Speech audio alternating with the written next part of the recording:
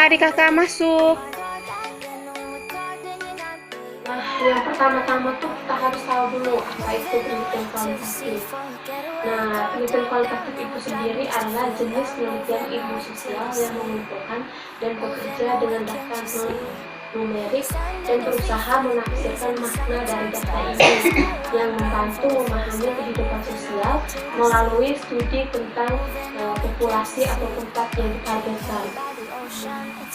Lalu yang kedua, kalau dalam ilmu sosiologi, penelitian kualitatif biasanya berfokus pada interaksi sosial tingkat mikro yang membentuk kehidupan sehari-hari. Sedangkan penelitian kuantitatif itu biasanya berfokus pada tren dan fenomena tingkat makro. Lalu metode, misalkan metode apa yang digunakan pada saat penelitian. Seperti kita kan sama orang Jawa, toh. Jadi misalkan mungkin di sana ada masalah apa, mungkin gejala apa yang diambil tanah, mungkin seperti itu. Nah, jadi metode kualitatif ini menggunakan misalkan kita menggunakan dengan mata, telinga, kecerdasan untuk mengumpulkan persepsi dan deskripsi mendalam tentang populasi, tempat dan peristiwa yang ditargetkan. Lalu yang berikut temuan yang dikumpulkan melalui berbagai metode, dan seringkali peneliti akan menggunakan setidaknya 2 atau beberapa hal berikut saat melakukan studi kualitatif. Yang pertama, pengamatan langsung.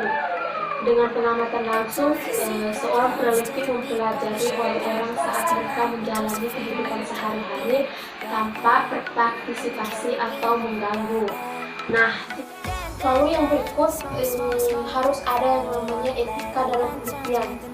Nah, etika dalam suatu penelitian sangat diperlukan, mengingat etika menentukan proses dari awal pencarian masalah suatu penelitian hingga akhir.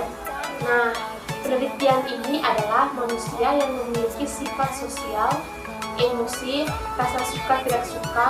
Namun demi berjalannya suatu penelitian, peneliti harus memahami etika terutama saat berhadapan dengan partisipan atau narasumber dari penelitian kita.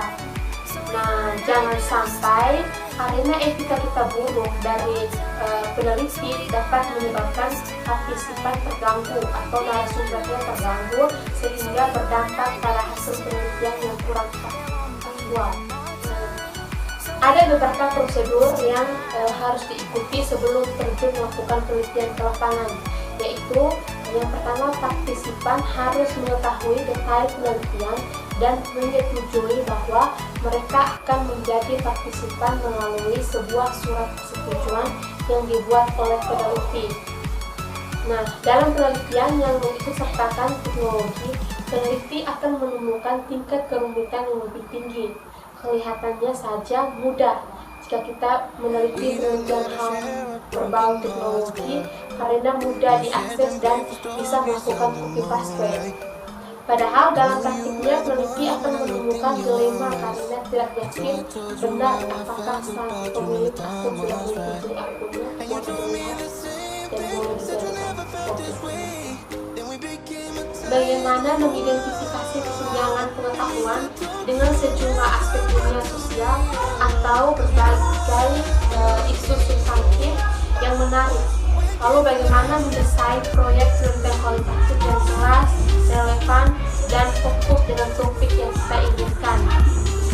Nah, menemukan fokus penelitian kualitatif dapat dilakukan dengan menjawab beberapa pertanyaan yang penting. Pertama, sifat-sifat alamiah seperti apakah dari sebuah fenomena atau entitas atau realitas sosial yang ingin diteliti. Nah, pertanyaan ini berkaitan dengan perspektif ontologi, yaitu sebuah realitas sosial alami yang esensial atau mendasar. Ini terkait dengan pertanyaan apa yang Anda lihat sebagai sesuatu yang realitas dan mendasar di dalam dunia sosial. Lalu bagaimana perspektif atau posisi ontologi Anda sendiri. Contohnya seperti apa perspektif ontologi Anda terhadap orang, aktor sosial, subjek, objek, aturan, moralitas, sistem keyakinan, nilai-nilai karakter, dan sebagainya. Lalu yang kedua, pengetahuan atau temuan apa yang harus disajikan dari suatu entitas atau realitas sosial yang diinvestigasi. Masalah ini berkaitan dengan posisi epistemologi sebagai suatu masalah yang sangat penting tentang kealamiaan, temuan, dan pengetahuan. Lalu yang ketiga, topik apa atau substansi apa yang menarik bagi Anda? Tentunya pilih topik yang tepat melalui penelitian sosial. Lalu yang keempat, apa pertanyaan penelitian Anda? Lalu yang kelima, apa tujuan Anda meneliti? Dua isu utama dalam pembangkitan data kualitatif yaitu yang pertama isu ontologi dan isu epistemologi. Dalam perspektif ontologi, pembangkitan data dikatakan berjalan baik jika mengangkat fenomena atau data sosial secara alami. Dalam perspektif epistemologi, yang dihasilkan dari penelitian kualitatif akan memiliki makna jika evidence atau fakta-fakta, bukti, keterangan, petunjuk yang didapat memenuhi kriteria ontologi yaitu realitas sosial yang alami.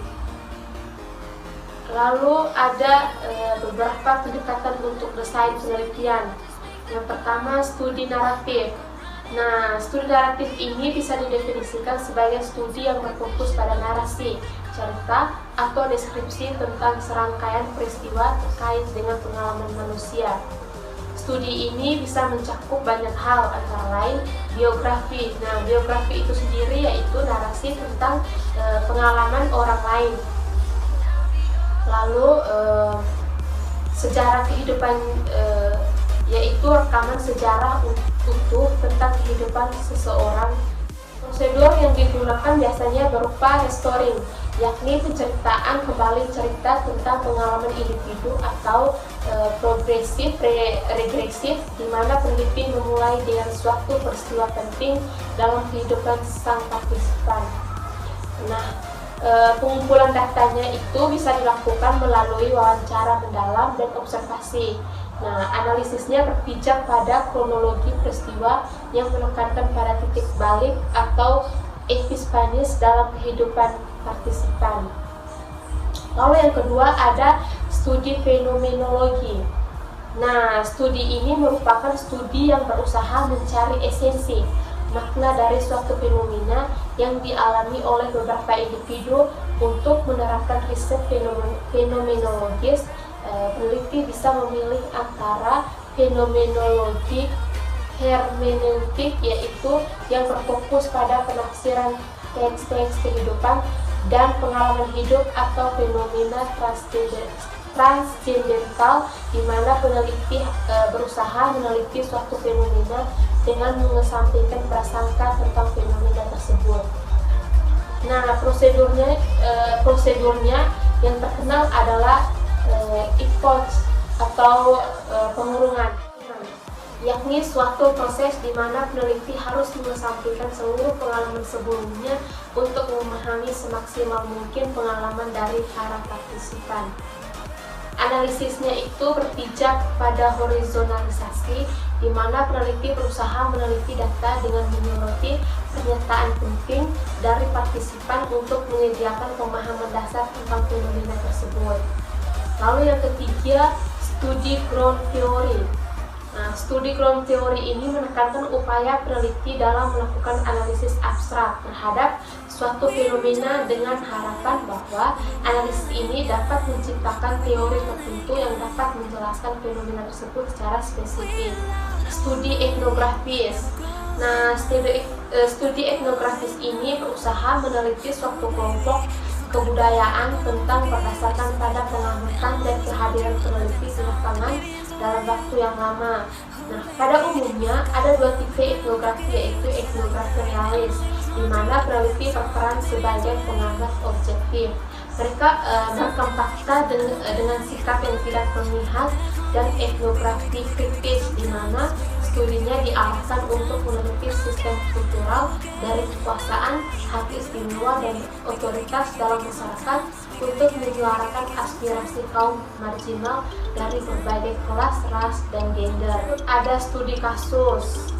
Nah, studi kasus ini merupakan salah satu jenis pendekatan kualitatif yang menelaah sebuah kasus dalam konteks atau setting kehidupan nyata kontemporer. Peneliti studi kasus dapat memilih tipe penelitiannya berdasarkan tujuan, yakni studi kasus instrumental tunggal yang berfokus pada satu isu atau persoalan tertentu.